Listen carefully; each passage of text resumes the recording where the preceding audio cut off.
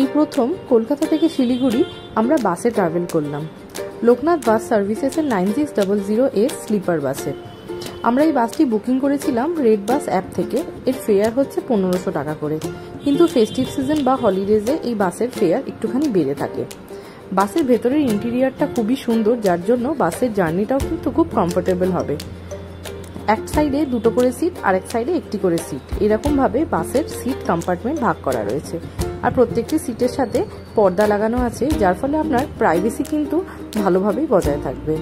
বাসের ভেতরে ছিল ছোট দুটো ব্যাগ রাখার হোল্ডার, দুটো মোবাইল রাখার হোল্ডার, মোবাইল বা ল্যাপটপ চার্জিং পয়েন্ট, ছোট রিডিং লাইট এক্সেট্রা। বাসে উঠতেই কিন্তু আপনাকে একটি করে জলের বোতল আর টিফিন দিয়ে ওয়েলকাম করা হয়। কলকাতা থেকে শিলিগুড়ি যাওয়ার মাঝে বাসটি কৃষ্ণনগরে 15 মিনিট দাঁড়ায়, আর ডালখোলা স্টপেজে 7 থেকে 8 মিনিট দাঁড়ায়।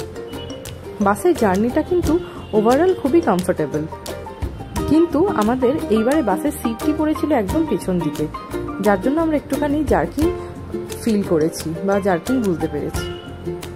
Bye bye. ভালো লাগলে অবশ্যই সাবস্ক্রাইব করুন।